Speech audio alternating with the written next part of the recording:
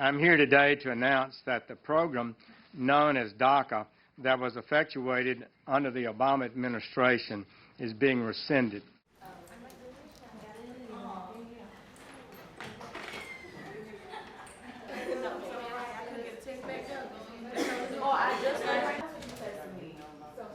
I didn't know that I was undocumented until the summer before my freshman year.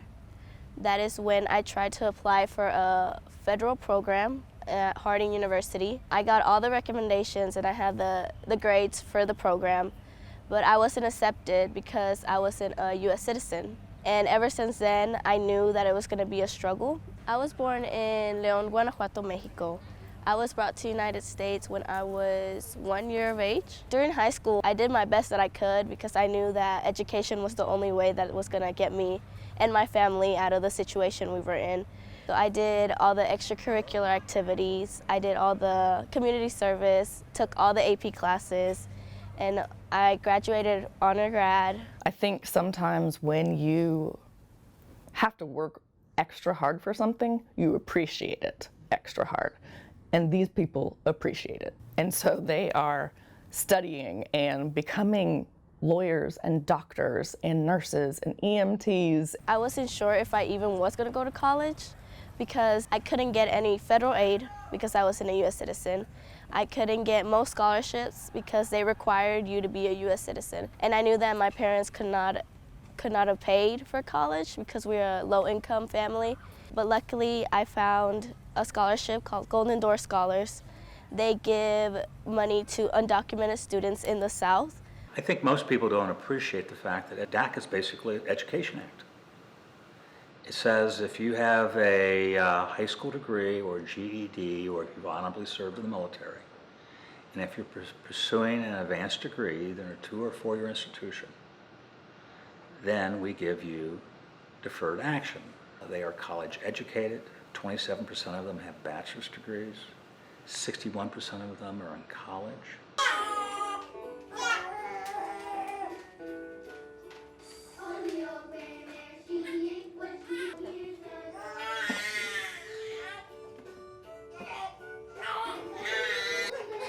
The scholarship that I got covers partially my partial tuition. I do have a job, and I've had a job since 9th grade, so I've had money coming in from there. I'm getting a bachelor's in psychology, and hopefully I hope to go to a school setting, work with children. Since DACA gave us the opportunity and assured us that we were not going to be deported, without DACA it would be a scary situation. So I would of course lose my work permit, which won't allow me to work. Literally overnight, they are at risk of deportation anytime they come in contact with law enforcement. Well, I was definitely very scared when they announced the rescinding of DACA.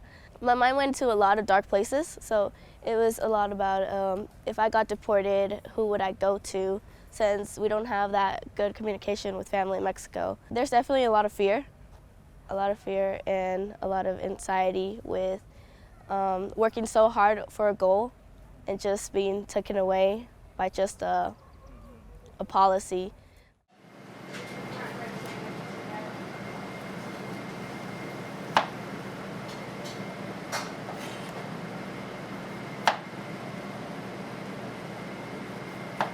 What do you got? Robert sandwiches to go.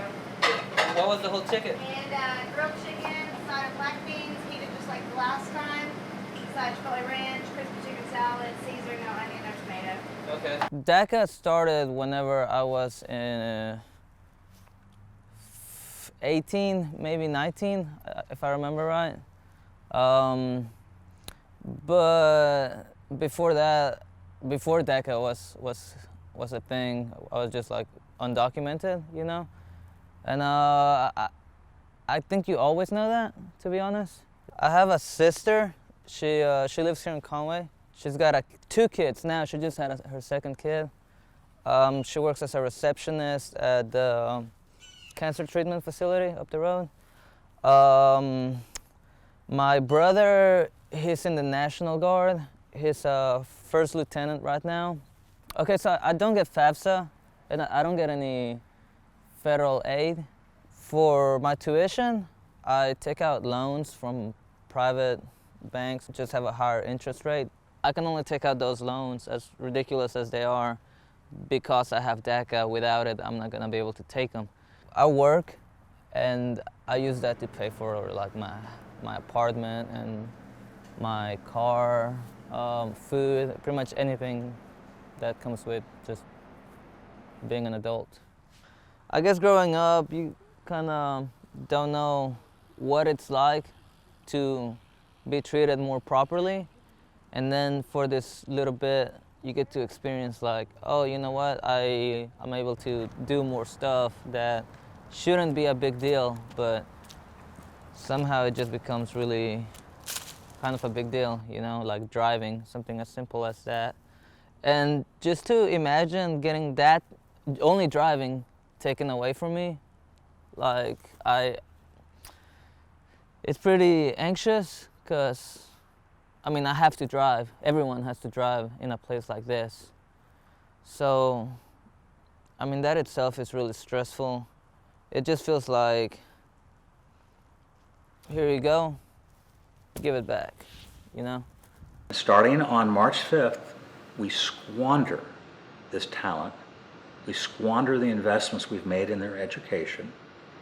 And as a result, overnight, as soon as they receive lose their authorization, they will be moving from being in the legal labor market, employed, getting good salaries and benefits, into the shadow in the informal labor market, where they can expect to lose about 30 to 40% of their income.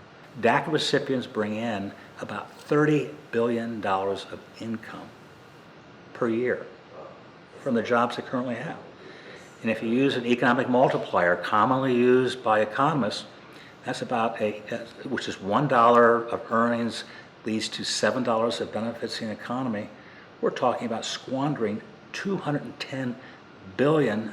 If we break the law in any way, I understand getting our stuff taken away, but like everyone that's on DACA has a clean record. You know, we pay our taxes, we follow the law, we do everything properly, if not more carefully than your average American.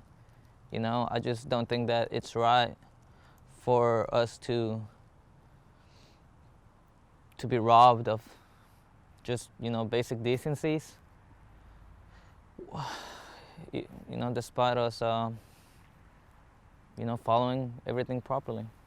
You came here at the age of 6. You did not have agency in that decision. You were brought here, you did not come here. Your parents came here because we did not enforce the laws that were on the books, that our society needed your parents' labor. And everybody was willing to look the other direction when they arrived here because we needed them. And now that we have had you live here most of your life, that we've educated you and we brought you up in our communities, you turn 18 and all of a sudden you're a criminal. I guarantee you, my Irish relatives, way back whenever, didn't come over with a green card or a visa. There have been times in our history when we've been specifically against particular groups. And those times have been periods that we should be ashamed of. Whether it was because of race or national origin, anything like that. No hatred is going to breed anything good. Well, I think the last 10 or 15 years of the United States history has very much been part of the broader pattern when it comes to how Americans have debated the immigration issue. Since 2001, there have really been two forces at work in United States society. On one side, you have people who celebrate diversity and welcome immigrants as a source of strength for our country and really work hard to make the United States a land of opportunity for all comers. But on the other side, you have a backlash to immigrants after 2001 that has taken many different forms. One form that has taken is hostility toward people who appear to be from an Arab country or appear to be Muslim. And that has fueled intense hostility toward immigrants in the United States. Also, there has been a backlash against immigrants coming from Mexico and Central America that has called for restrictive measures that in many ways have echoed previous moments in history. But these two different responses, one welcoming and embracing diversity, and the second more hostile, more restrictionist. We're people as well, you know, and it's not really fair to not be treated as such. And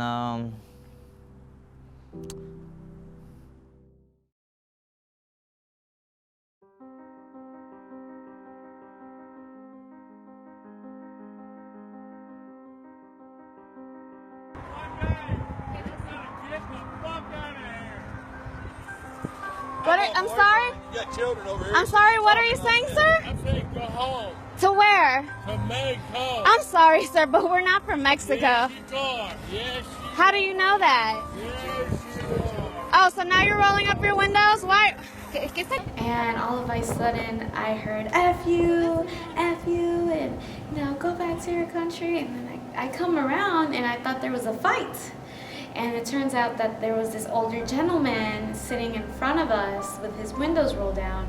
And when I came around, he started flipping us off with his middle finger. He continued to shout as he left. And I just think it's not fair because, first of all, I could have been Puerto Rican with full citizenship and he would be attacking me like this. My family could pass as Native Americans and he could still attack us like this. You guys were not speaking your language, right? And we weren't even communicating with one another. So he attacked you because of your skin color? Yes, he did. Well, I think the model you need to keep in mind is you have to think about the people already here. It's called the Charter Group. And through most of our history, this has been defined as white and Northern and Western European, right? An ethnic group or a migrant group is coming into an already existing social structure, coming into an already existing system. And it's the people already here who have the reins of government and the economy that determines who gets in and how they're going to be treated once they get here. The laws changed American society in some direct and indirect ways. One direct way immigration laws have changed the United States over time was simply regulating who could come to the United States and who couldn't come. And so these immigration laws literally changed the face of America.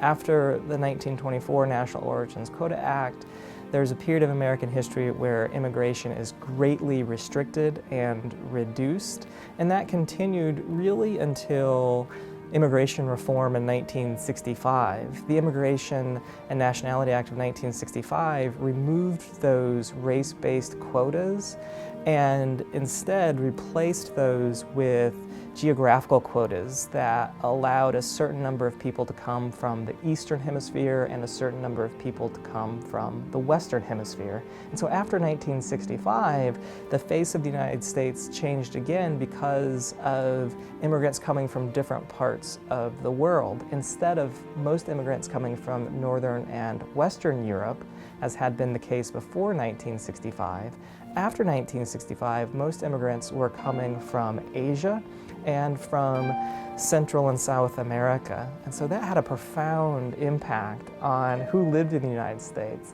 Of course, that also impacts the country's economy, its culture, the arts, and the way of life of the country. I believe that there being a voice for the community and also uplifting the community's voices and bringing about new leaders is bringing awareness to this issue, and putting a face on this issue does matter because you never know who is a DACA recipient. You have actors, you have doctors, teachers, lawyers, musicians who are all DACA beneficiaries, but you won't know unless you hear their stories.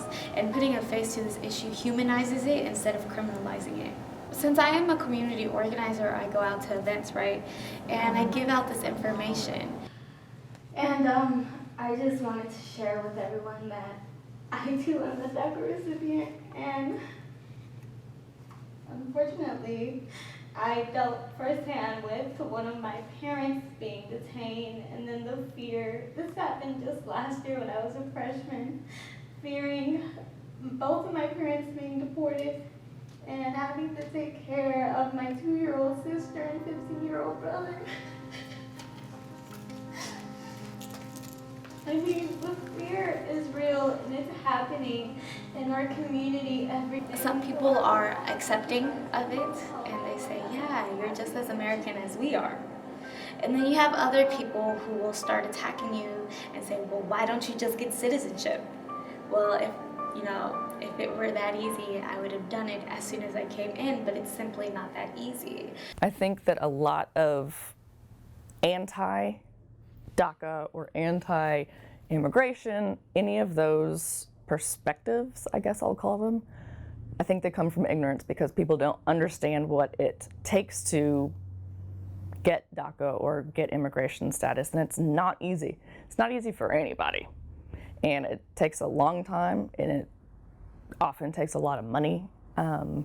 Nothing's short about it. Don't give them myths about immigrants stealing jobs. Don't give them myths about immigrants stealing educational opportunities, because until they actually know the hardships that we're going through, they will never realize our pain and our situation.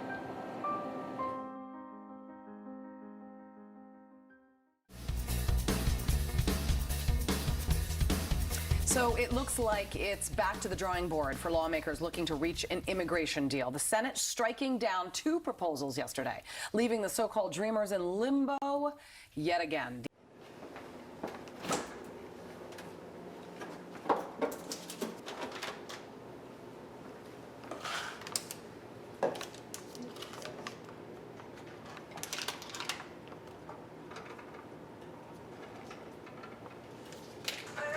I cleaned out the fridge yesterday, and I danced a lot. I have like a black light in my room, and like lasers. Yeah, I dance a lot.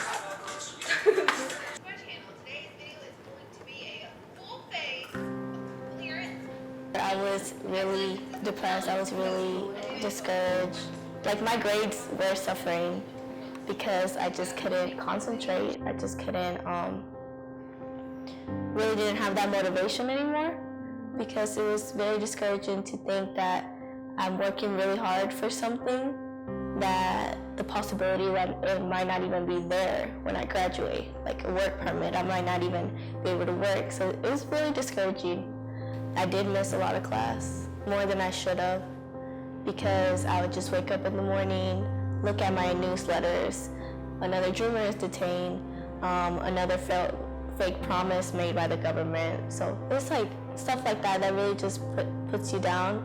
And like starting your day like that is not always good. It's not good at all. It's just a lot of stress, and it really did take a toll on my like emotional state and my brain. My brain was a little weird. And so what I'm picking up with these young people is the anxiety and the sense of loss, because they've been fully participating in the society now for a couple years, but also anger, because they feel like they're pawns. They're being used by politicians. What if Congress failed to make a deal? Done by tomorrow? Yeah. Well, obviously that's a scary thought. I don't know. Like it's not good to think about. Living in the shadows is never good. And there's going to be a lot of people who once their deferred status expires. Some will go home, but some are going to stay here because this is America and this is where they want to be, and this is the only country they have ever known. If something were to happen, what are they going to do with all their information, you know? They have all our information, they have my parents' information, where we live and everything. And I think that's very scary to think. It's really sad to think that we are being used as like, oh, we can give you this much, but we're gonna have to get money for this wall. Like, it's definitely not, it's a lot of negotiation. I mean, it's our lives. Like, it's human, like we're dealing with people that have been working hard. There's some of us that have already graduated, they're in graduate school, because this law was 2012, DACA was implemented in 2012, so like there's people that have graduated from college and they're already working, have a career. When we think about immigration laws that have been passed, the motivating factors often revolve around economic concerns, cultural differences, or in some cases, fears about racial inferiority causing harm to the United States. In 1924, the National Origins Quota Act was motivated by a trend in academia that many scholars call scientific racism. That it was an idea that academics used to divide the world into a hierarchy of races, with usually Northern and Western Europeans on top of that hierarchy, and people from the global South in the middle or the bottom of that hierarchy. And this law was motivated by a racial ideology that Aryans and people from Northern Europe were superior to others. I had to decide that if it was going to affect me negatively or if it's going to push me more to work harder. And yeah, I did have a time period where I was like, it was affecting me negatively. I was taking it really badly. But right now I'm working on trying to use it as motivation and trying to focus really hard on my studies and not try to think about it a lot. But yeah, it's always going to be in the back of my mind no matter what.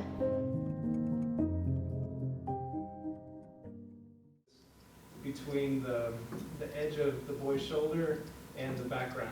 And so that it kind of shows itself,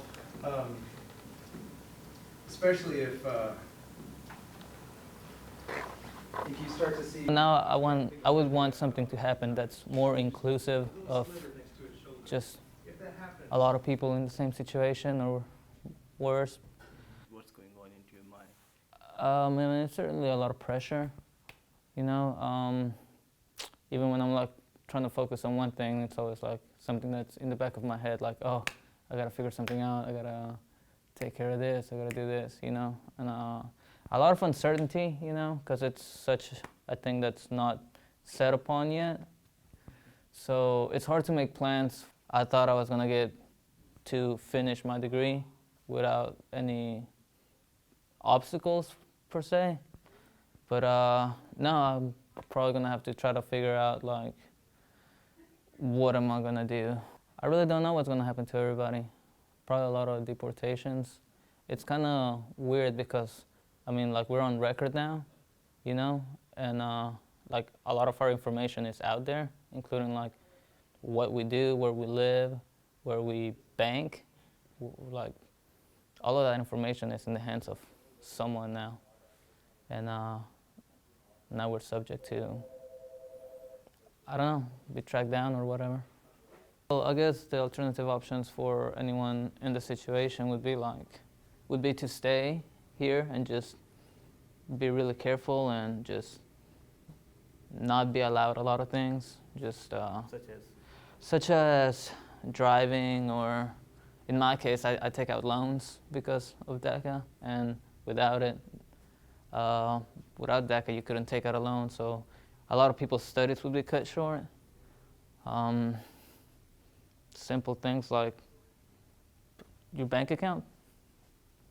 I've kind of learned to not get my hopes up because, I don't know, I feel like just every time I look up something, not necessarily even about this, it's just a lot of bad stuff happens, you know, and nothing really surprises me anymore. I'm to the point where like, oh, well, that happened, you know.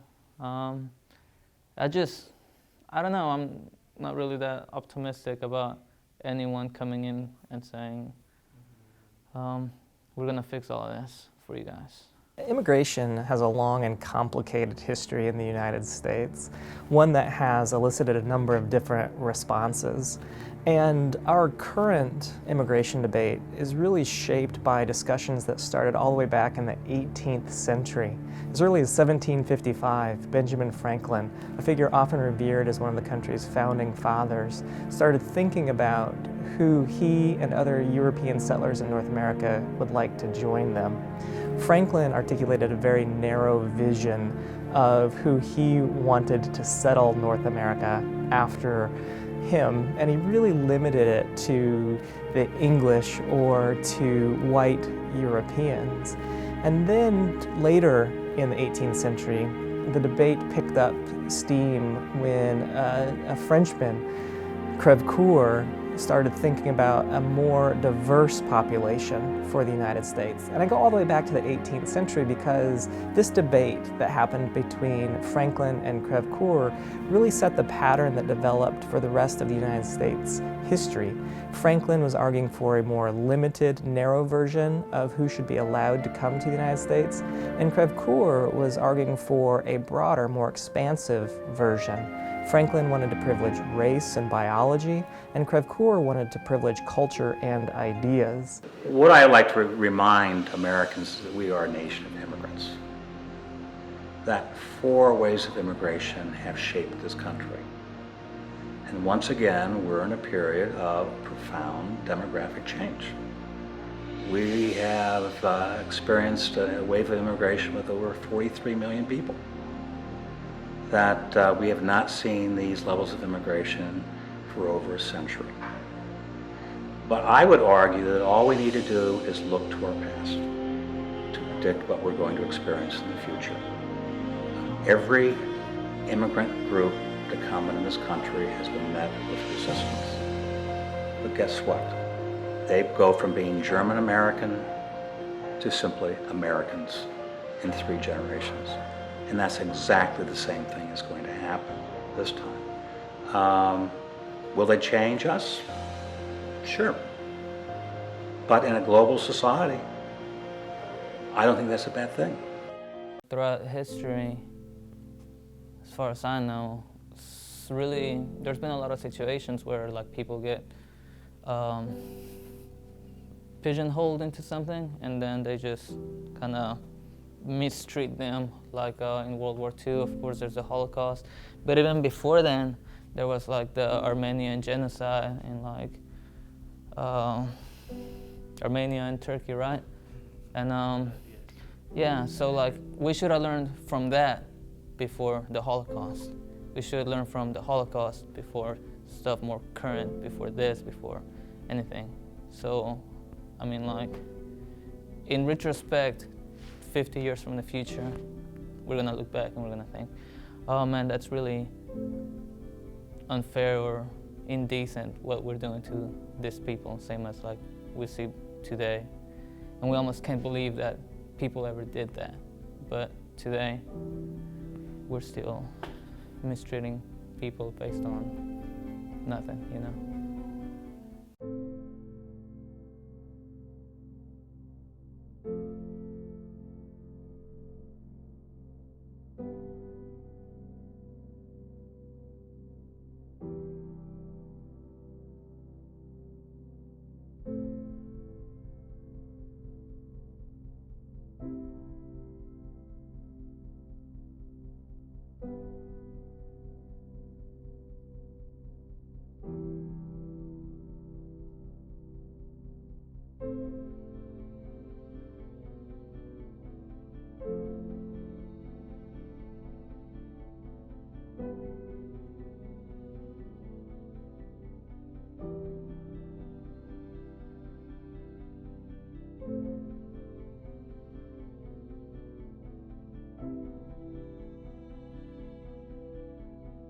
you.